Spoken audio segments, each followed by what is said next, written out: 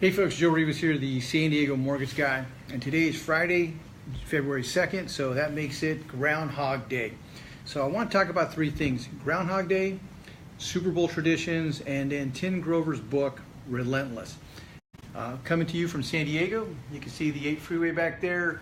You see Qualcomm, now SDCCU I think it is, and then you can see Lowe's and Costco. So I've got a great view coming to you and checking to see what we're doing today.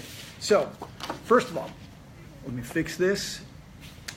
Okay, so Punxsutawney Phil, I've been practicing that. Hopefully I said it right. But Punxsutawney Phil, February 2nd, saw a shadow this morning, which means 6 more weeks of winter. My heart goes out to my daughter, Riss, and her husband, Chris, in Michigan. They're suffering through Michigan's 19-degree weather, snowy and stormy.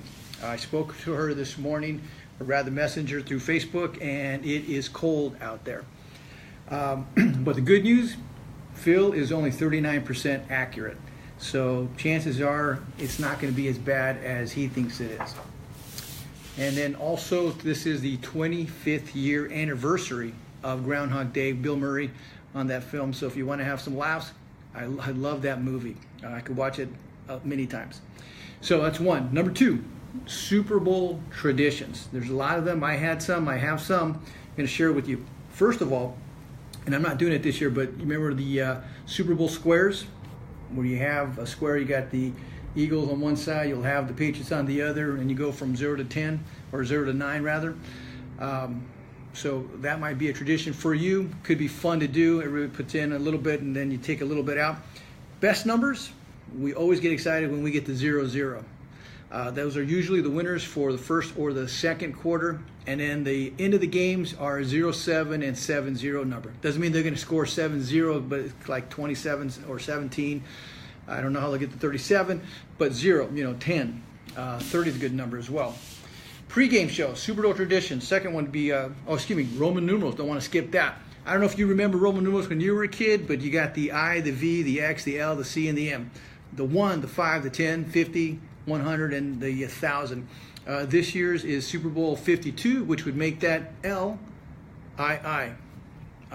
And I like, what was that, Hercules? When my daughters were watching Disney movies, Hercules, somebody called IXII for 911. Anyway, don't know if you know your Roman numerals, but this is the one time of the year that we can actually practice them. So again, number 52, Super Bowl this weekend, LII. Third tradition, pregame shows and the $5 million 30-second commercials. This year, Doritos, Budweiser, Coca-Cola, Pepsi, Snickers, Best Buy are all going to be doing commercials. What's your favorite? My favorite is always the Budweiser Clydesdale. So anytime that they're involved, I really love their commercials. And then another tradition is the halftime show. It's gotten really bigger and better each year. Usually it's the time I get up and do other things, but this year's halftime show is with Justin Timberlake. I thought it was Justin Bieber, so and I don't know really much of their music either way, but I believe that Justin Bieber was in NSYNC back in the late 90s, early 2000s, and Bye Bye Bye is really the only song that I know of his. But I'm sure he's going to do a great show. And then food. Super Bowl is only second to Thanksgiving as far as food, but food here is going to be chicken wings, pizza, sodas, beer, chips and salsa, and guacamole. So hopefully you'll be having your Super Bowl treats as well and carrying on your tradition. And then last but not least on the tradition is betting. We would bet on anything and everything, from the coin toss to who's going to kick the longest field goal to the score, the over-under. Vegas is doing some tons of betting this weekend. So I don't know what you're betting, but don't bet too much. Now I'm not going to bet this year. I'm kind of thinking the Patriots are going to win anyway. But if anybody wants to quote unquote bet with me on a dare, so like say, hey, wear a different color or something, I'll bet a dare. So if anybody wants to go with bet a dare, come on down. I'd love to bet a dare. All right. That was the first two things. We talked about Punxsutawney Phil, seeing the shadow. We talked about Super Bowl traditions, but now I want to get to the meat of this. And I'm doing 3 books this week. I started with January, so I'm going to continue with February. I'm reading 3 books. One's Masters, and the other one is War Strategies. But the third book, which actually is the first book that I'm reading of those three, is Tim Grover's Relentless. And let me just say that if you have not seen, or rather read or listened on Audible to this book, please do so. I am just like so impressed. It covers a competitor's focus on a cooler, a closer, and a cleaner. Now we all hear that coffee's for closers. Well, he goes on one step beyond and calls them cleaners. Now, cooler's good. You're good at what you do. Closer, you're great at what you do. And then a cleaner, you're unstoppable. I think that personally that I'm probably a cooler going into a closer, but I need to focus up, because just listening to him, or rather the person that's reading his book, I know that I got to step up my game and get more focused. Now, if you don't know Tim Grover, he was Michael Jordan's trainer for 15 years. He's also trained with Kobe Bryant and Dwayne Wade. So it's more than just a basketball book. It is basically your mindset. He say that it's 80% mental, only 20% physical. And like I said, my confession is I feel that I'm a cooler that needs to get more towards the closer / cleaner capacity. And the Relentless 13 traits of a cleaner. Now, let me just read these out to you, and then you'll decide whether or not you want to read the book, but my strong suggestion is please do so. Step up the game. They're all numbered, kind of funny that they're all numbered number 1. It's not like 1, 2, 3, 4, all the way to 13. He just calls it number 1, number 1, number 1, number 1, because he says all of them are important. You can't skip a step. All of them are important. So here you go. Let's see what your thoughts are on these. Number 1, keep pushing yourself harder when everyone else has had enough. You got to know your limit, and then you got to go beyond. You got to give that extra 20%.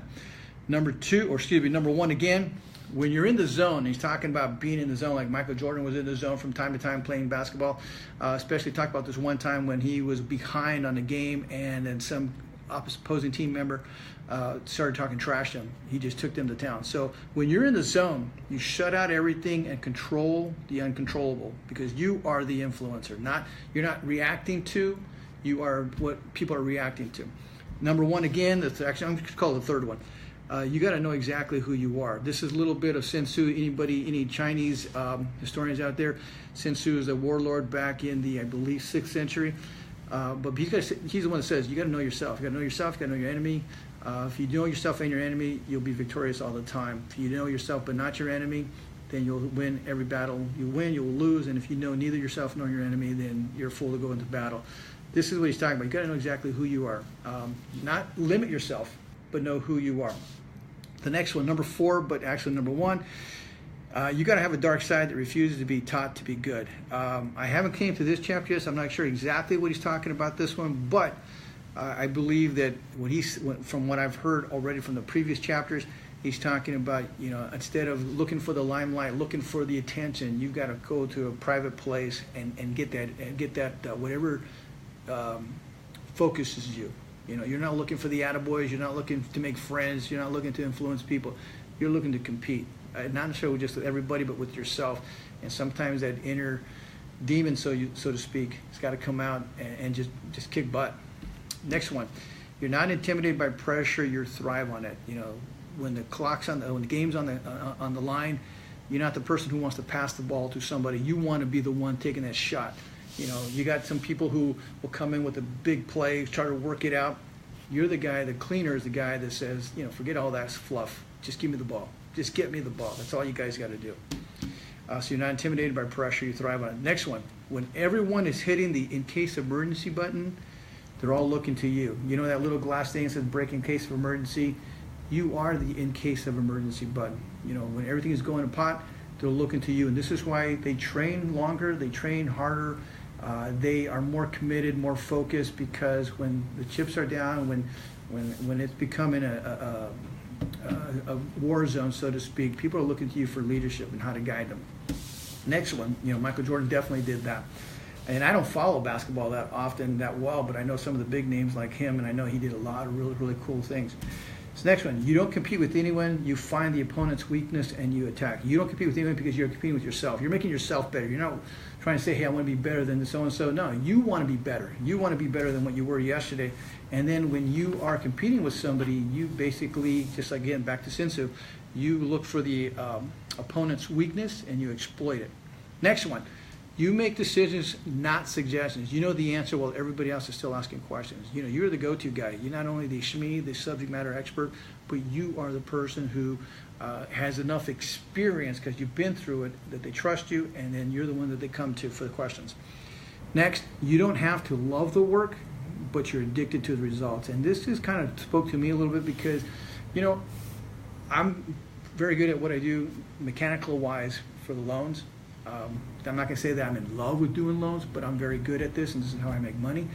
But I am addicted to the results, so I need to get more addicted. Though I definitely got to get more addicted. Like I said, I'm trying to go from cooler status to closer to cleaner. You rather be feared than liked. We always keep hearing that. Even General Patton said that. Next one, you trust very few people, and those you do trust better not let you down. People who know you know you. Like I said, I think my wife, my daughters know a good percentage of me, but I would say that my wife, Angel, knows me, and I trust her completely. She rarely lets me down, but I know, and I do. Again, I got to become more of a cleaner in that relationship with her as well. Next, you don't recognize failure. You know there's more than one way to get what you want. You know what? To me, this is called the X principle. I had a general once tell us that it's called the X principle. The X principle, he put an X on one side and he put you on this side.